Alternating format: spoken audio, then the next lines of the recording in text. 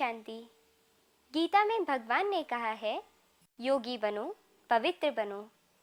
पर यह देखा गया है कि जब भी कोई मनुष्य योग साधना में बैठता है तो उसके मन बुद्धि में भूतकाल और भविष्य काल के अनेकों विचार चलते हैं, जिसके कारण वह पूर्णतः वर्तमान में नहीं जी पाता।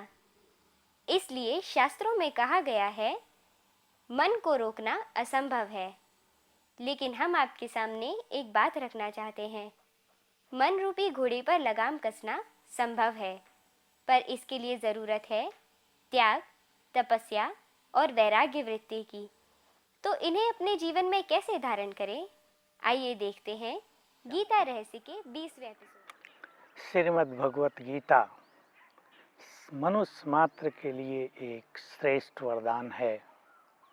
ऐसा श्रेष्ठ ग्रंथ जिसमें डायरेक्ट भगवान की वाणी लिखी हुई हो, उसके महत्व को आज अनेक भारतवासी भी नहीं जानते हैं।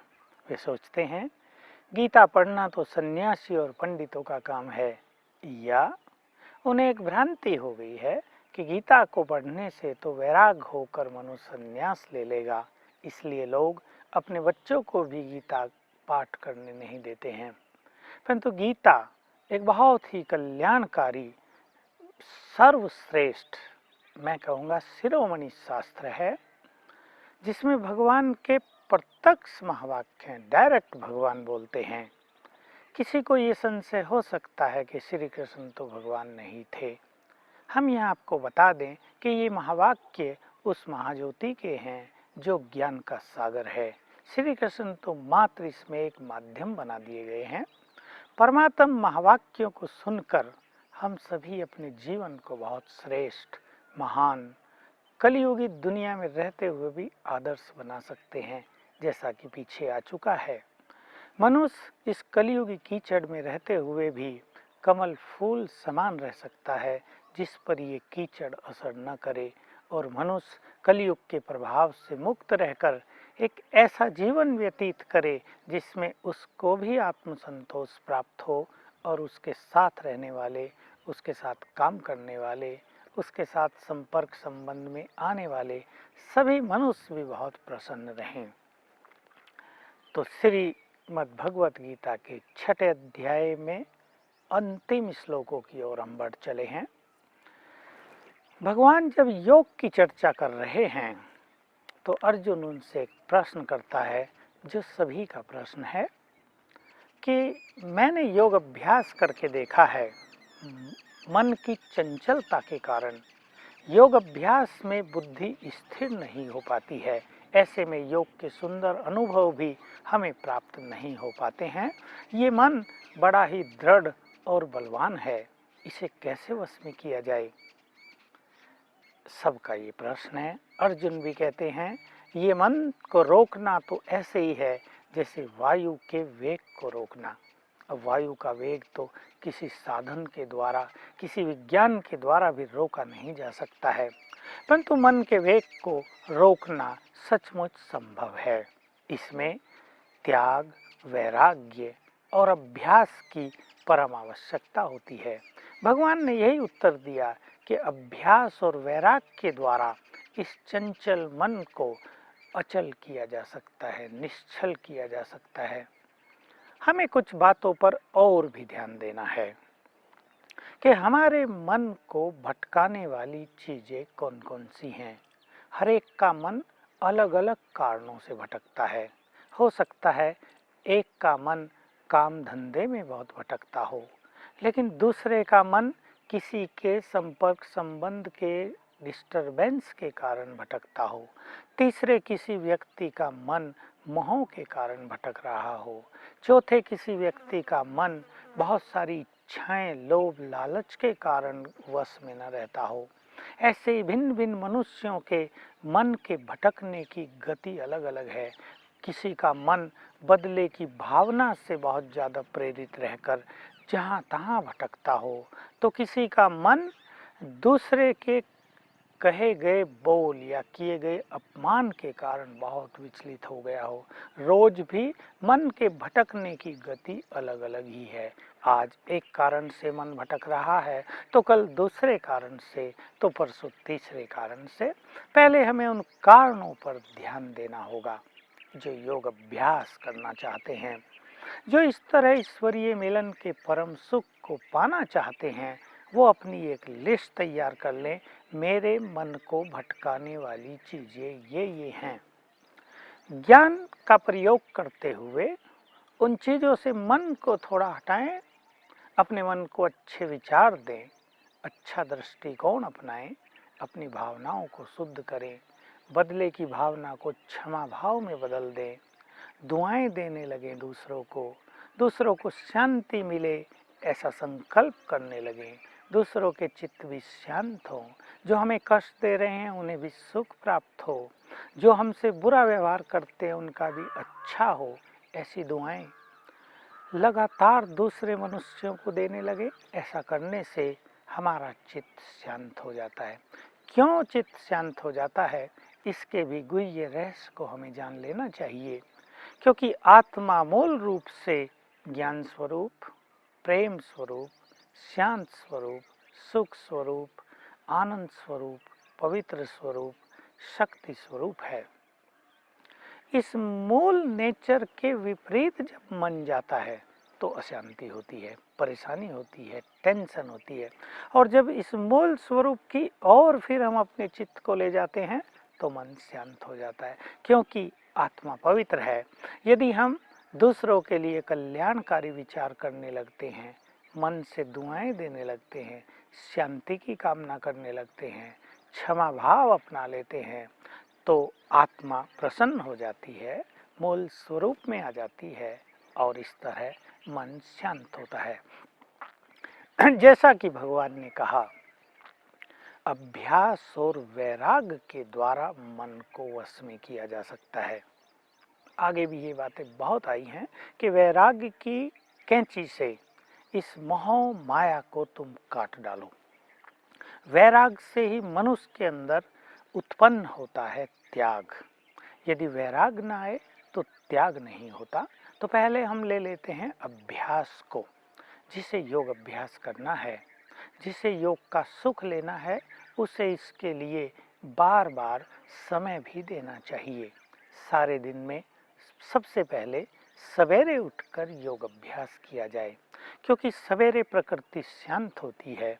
संसार के बहुत सारे मनुष्य हमारे आसपास सोए होते हैं, तो हमारे आसपास का वातावरण संपूर्ण रूप से शांत, मन को, चित्त को प्रसन्न करने वाला, तन की कर्मेंद्रियों को भी शीतल करने वाला होता है। अनेक लोग जो भक्त हैं या योग अभ्यासी हैं, इस समय उठकर परमात्मा का ध्यान करते हैं, उसका चिंतन करते हैं। उसके वाइब्रेशंस भी योग अभ्यास में मनुष्य को मदद करते हैं। तो सबसे पहला अभ्यास चाहिए, सवेरे उठकर अपने मन को आत्मिक स्वरूप पर स्थिर करके परमात्मा का चिंतन करते हुए उसके स्वरूप में मगन होने का अभ्यास करना चाहिए। हम योग की विधि की चर्चा बार बार कराए हैं, आगे भी करते रहेंगे। मैं आत्मा यहाँ हूँ, ज्योति स्वरूप हूँ, पवित्र हूँ, शांत हूँ, इस शरीर से बिल्कुल अलग हूँ, कर्मेंद्रियों से अलग हूँ, इनकी मालिक हूँ, मन, बुद्धि, संस्कार सभी की मालिक हूँ। अपने मन, बुद्धि, संस्कारों से बात करें, हे मन, अब तुम मेरी आज्ञा के बिना कहीं नहीं जा सकते। हे बुद्धि, जहाँ मैं कहूँ अब तुम वहीं स्थित हो जाओ। अब हे मेरे मन और बुद्धि, परमात्म चिंतन में परमात्म स्वरूप पर अपने को स्थित कर दो।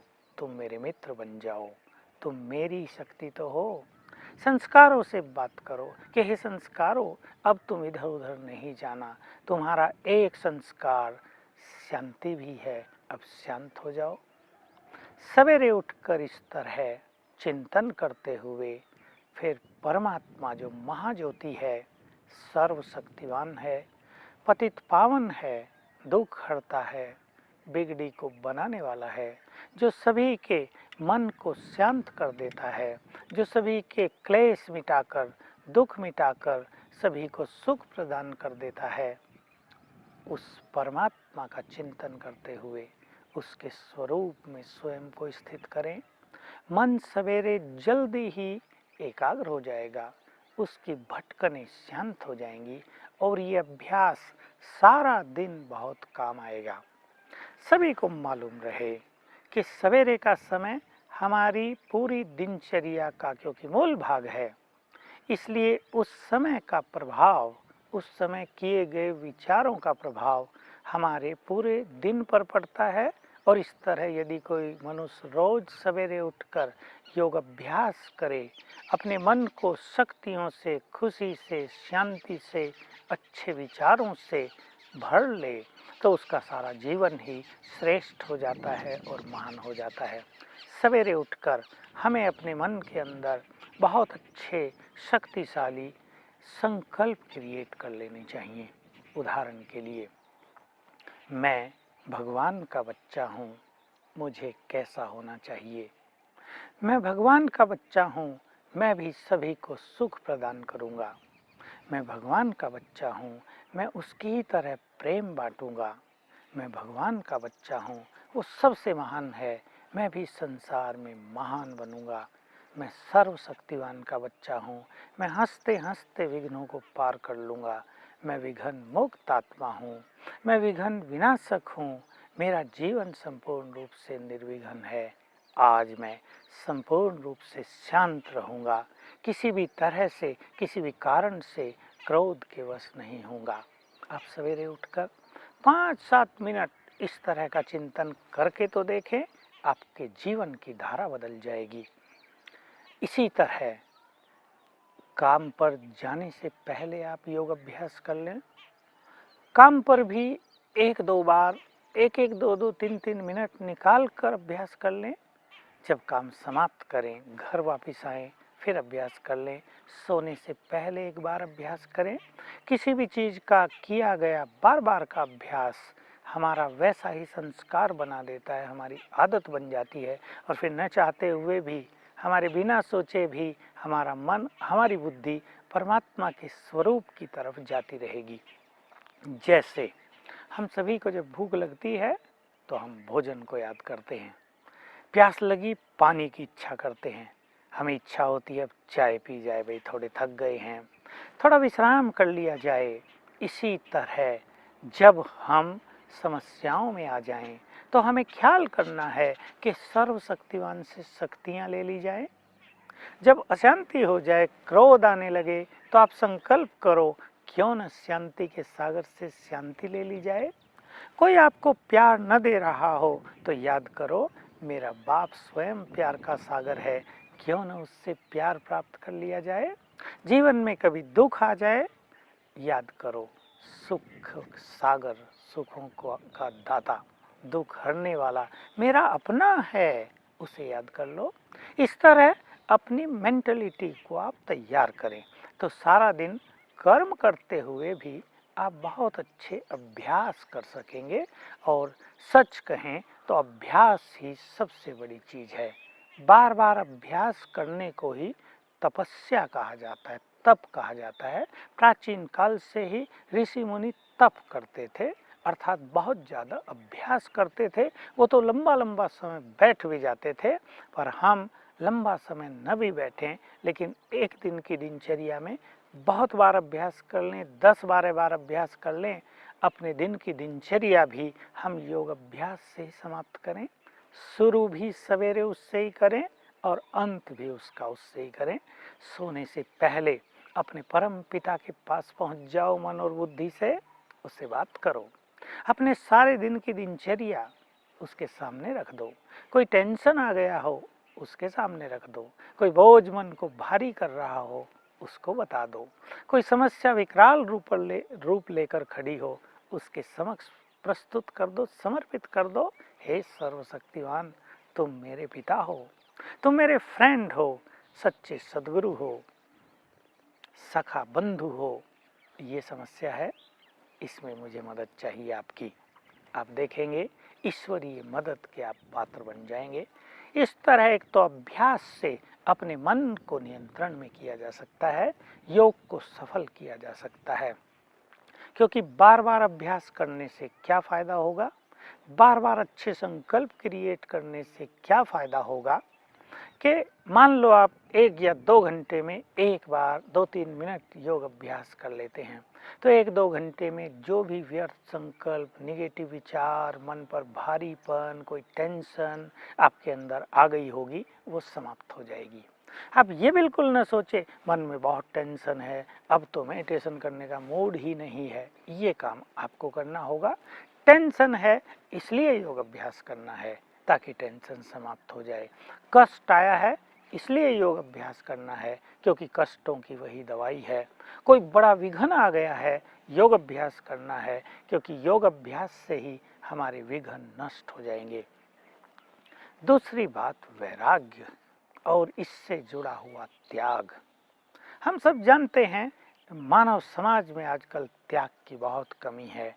कोई कुछ भी छोड़ना नहीं चाहता, सब कुछ प्राप्त करना चाहता है, लेकिन कुछ छोड़े बिना तो कुछ पाया नहीं जा सकता। एक विद्यार्थी जब एग्जाम का समय आता है तो वो कई चीज़ें छोड़ देता है ना।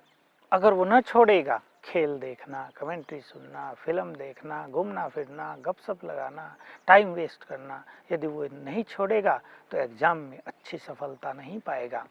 बच्चे कंपटीशन दे रहे हैं, अच्छी अच्छी नौकरियों के लिए तैयारी कर रहे हैं। क्या आप नहीं जानते कि बहुत चीज़ों को उस समय मनुष्य छोड़ देता है? वो खान पान भी छोड़ देता है, वो और बहुत सारे व्यर्थ के इंटरेस्ट भी छोड़ देता है। तो क्यों न हम सभी अपने अंदर कुछ बुराइयों से वैराग ले आएं?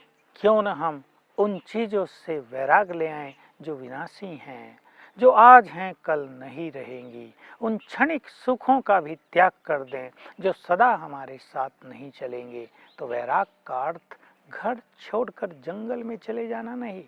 वैराग का अर्थ है व्यर्थ की बातों में जो हमारा राग हो गया है, आसक्ति हो गई है, प्यार हो गया है, उसको छोड़ देना। उन चीज़ों से प्यार करना जो सदा हमारे साथ चलेंगी। इस तरह यदि ज्ञान युक्त होकर मनुष्य अपने जीवन को वैराग से भरे तो उसके जीवन में अनेक चीज़ों का त्याग स्वतः ही हो जाएगा। इस समय मैं आपको वैराग की एक सुंदर बात बता देता हूँ। ये कलयुग के अंत का समय है। अब सभी आत्माओं को वापस अपने मूल धाम परम धाम में लौट जाना है। इसलिए हमारे साथ कुछ भी नहीं जाएगा, हमें घर चलना है। सब कुछ यहीं छोड़कर आत्मा अपने मूल स्वरूप में स्थित होकर अपने पुण्य कर्मों के साथ वापस लौट जाएगी। ये याद करेंगे तो चित्त में वैराग आएगा और हमारी योग की यात्रा बहुत सफल हो जाएगी। परमात्मा से अपना कनेक्शन जोड़ लेने से हम अतीन्द्रिय सुख का अनुभव कर सकते हैं। निरंतर अपना कनेक्शन परमात्मा से जोड़ने से आत्मा में दृढ़ता और निश्चय का बल इकट्ठा होता है, जिसके कारण वह त्याग और तपस्या के मार्ग पर अग्रसर होते हैं और अपने अंतिम लक्ष्य को सहज प्राप्त कर लेते हैं। यदि आपके मन में कोई सुझाव अथवा प्रश्न हो तो हमें ज़रूर लिख भेजिए। हमारा पता है Om Shanti video channel, Shantivan, Taleti, Abu Road, 307510। हमारा फ़ोन नंबर है 09414423866।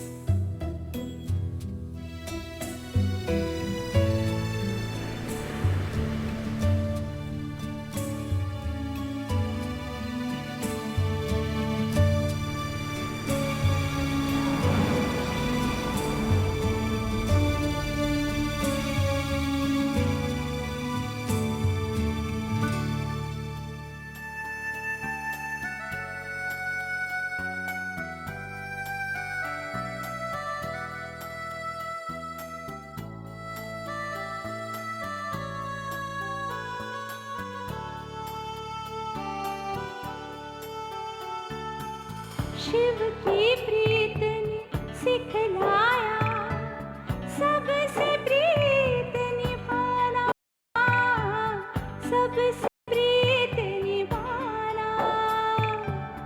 सारी दुनिया अपनी है अब कोई नहीं बेगाना, सबसे प्रीत निभाना, सबसे प्रीत निभाना, सबसे प्रीत निभाना।